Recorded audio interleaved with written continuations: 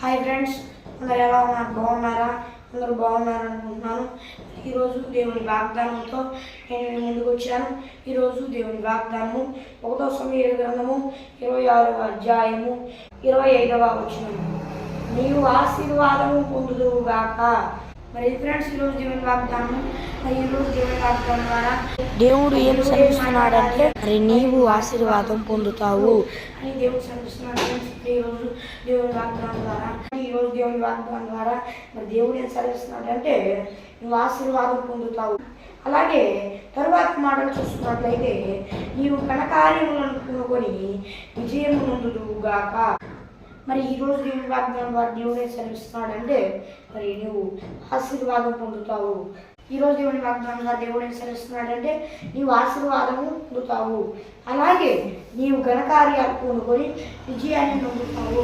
ఈరోజు దేవుని వాగ్దానం ద్వారా మరి దేవుడు సెలవిస్తున్నాడు. ఫ్రెండ్స్, ఈరోజు దేవుని వాగ్దానము చిన్న ప్రార్థన చేసుకున్నాం. పరలోకమున్న దేవా, ఈ వాగ్దానం ద్వారా మాతో మాట్లాడినందుకు నీకు స్తోత్రం ప్రభువా.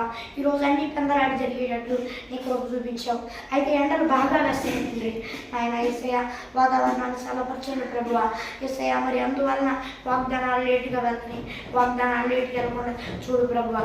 మరి దేవా, రేపటి నుంచి పెందలాడి వాగ్దానం వెళ్ళడానికి నీకు కృప చూపిస్తున్నావు.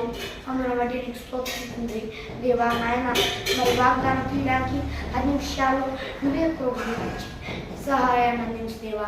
నాయన నీ వాగ్దానం ఎవరితో మాట్లాడాలనుకున్నావు దేవా, అలాంటి నీ వాగ్దానాన్ని దేవా నాకు ఇచ్చి దేవా నీ బిడ్డలకు చెప్పే కృపని నాకు ఇచ్చే అన్ని విషయాలు సాయం చేయ. మరి దేవా, అందరూ వాగ్దానం ఈ బిడ్డలందరూ ఈ వాగ్దానం వింటుండగా దేవా నాయన గొప్ప కృపను పొందుకొని గొప్ప విశ్వాసాన్ని పొందుకొని నీలో ఇంకా బలపడి ఆశీర్వాదాలు ఆ కృప పొందుకునే కృపని వారికి దయచేయవా. నాయన యూస్ తక్కువగా వస్తున్నాయి, నువ్వే యూస్ బాగా వచ్చేటట్టు సాయం చేయ. దేవా నాయన ఈ వాగ్దానం చూస్తున్న వారు అందరి చేతుకుని అన్నింటిని ఆశీర్వదించయ్యా.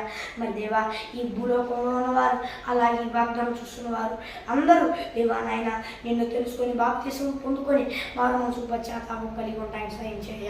ఎవరైనా నిన్ను తెలుసుకోకపోతే నిన్ను తెలుసుకునేటట్టు సాయం చేయ. దేవా, ఎవరైనా నిన్ను తెలుసుకుని కూడా బాప్తిసం తీసుకోకపోతే బాప్తిసం తీసుకునేటట్టు సాయం చేయ.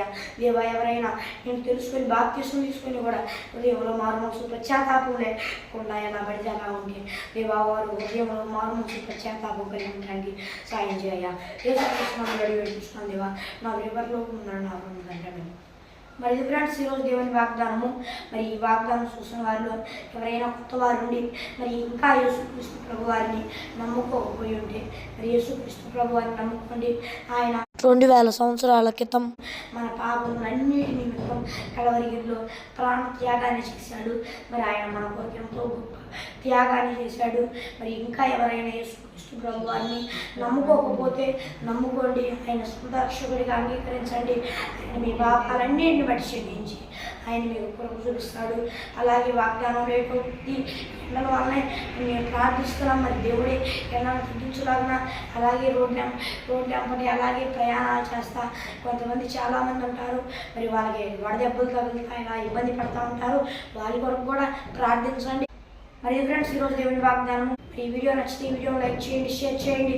మరి మీ ప్రార్థన అవసరాల కొరకు స్క్రీన్ మీద కనిపిస్తున్న +91 901 4872644 అనే నెంబర్కి కాల్ చేయండి. మరి ఒక దేవుని వాగ్దానంతో మళ్ళీ కలుద్దాం. అంతవరకు దేవుని కృపాశీస్సులు మనందరికీ తోడై నడిపించుగాక. ఆమేన్. Praise lord.